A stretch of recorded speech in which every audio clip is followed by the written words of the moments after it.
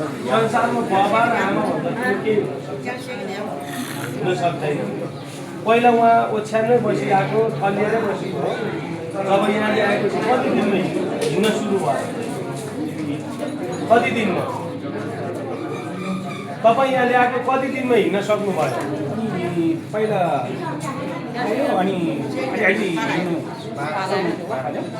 तपाईँको कहिले भने यो 12 गते 2082 12 को महिना कति गते पछाडि 12 महिना 11 गते तपाईँ यो दिनमा आएर उपचार गर्नु भएको थियो यहाँ।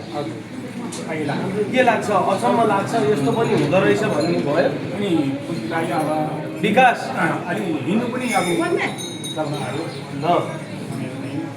जिन्दगीले हार खाइसकेको थियो। अब म सक्दिनँ जस्तो लागेको थियो। मानौ कि योभन्दा अगाडि हामी भएको उपचार गर्न नआउनुभन्दा अगाडि जिन्दगीमा हार खाइसकेको जस्तो अब उपचार हुँदैन जस्तो लागेको थियो पहिला। जिन्दगीले हार खाइसकेको उपचार अब सायद हुन्छ या हुँदैन थाहा नभएको, उठ्नै नसक्ने एकचोटि उहाँको लागि ताली चाहिँ बजाइदिनु। आज हिँड्न सक्दाखेरि यो खुट्टा फेरि चलेर आउँदाखेरि फेरि नयाँ जिन्दगी आयो जस्तो लाग्छ। मलाई नराम्रो भन्छन् क्या धेरैजनाले, अलि आउनुहोस् त, मलाई नराम्रो भन्छन् क्या प्रकाश भुजेल वास्तविकमा त्यसले गलत गरिरहेको छ, सनातन धर्म बचाइरहेको छ, यो धर्मको नाममा ढोङ फैलाइरहेछ, यस्तो लुट्ने काम गरिरहेछ भन्छ होइन। तर जसलाई पर्छ त्यसलाई मात्र थाहा हुन्छ प्रकाश भुजेलले के गरेको छ भनेर। उहाँ विस्तारमा सुतिरहेको मान्छे आज हिँड्न सक्दाखेरि खुसी भएर माला ल्याएर लगाउनु भएको छ। यो मेरो इज्जत होइन, यो नेपालभर बसेको माता झाँक्रीको इज्जत हो। यो प्रकाश भुजेलको मात्र होइन, माता झाँक्री जतिको ठाडो शिर हो। र पक्कै नै यस्तै चमत्कार हामीले हेटौडामा मात्र होइनौँ, हामीले धेरै ठाउँमा गरेका छौँ। अहिलेसम्म यस्तो मान्छेहरूलाई हामीले उपचार गरेर सक्सेस बनाएका छौँ। उनीहरू पास भएका छन् कि जिन्दगीबाट हार खाएका मान्छेहरूको मुखमा मुहारमा फेरि हाँसो आएको छ भने आज त्यस्तै दाइव यो नटेकी किन, यो कहिले किनेको होइन, पछि किनेको हो, पछि 2-3 पटक आम बेलमा किनेको यो ल कहिले यो नटेकीको पनि हिँड्न सक्ला जस्तो लाग्दैन।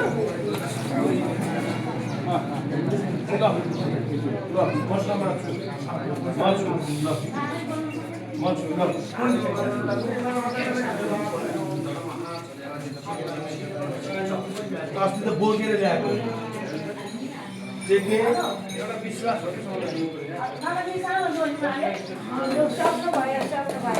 ताली बजाइदिनु, ताली ताली।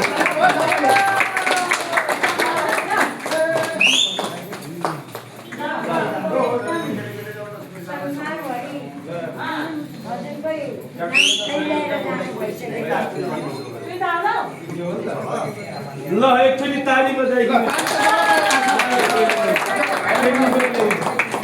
टेक्निक कुरा दिनु। अब त्यो टेक्निक कुरा तपाईँले अझ तपाईँले धेरै प्राइस गर्ने है।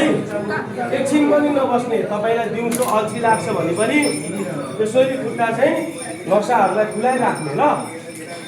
अब नआत्तिने हामीले उपचार गरेका छौँ। उपचार गरेको लगभग 1-2 हप्तामा यस्तो चमत्कार भयो भनेपछि अब तपाईँ अर्कोचोटि आउँदाखेरि यो फालेर प्रकाश गुरु कता हुनुहुन्छ भन्दै आउनु पर्यो है। आज फुलको माला ल्याएर लगाउनु भएको छ।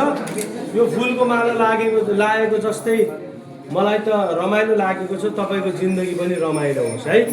मैले पनि लाउने थिएन, तपाईँ निको भयो भनेपछि सुनेपछि लागेको। ननिको भएको भए केलाई लाग्नु होइन।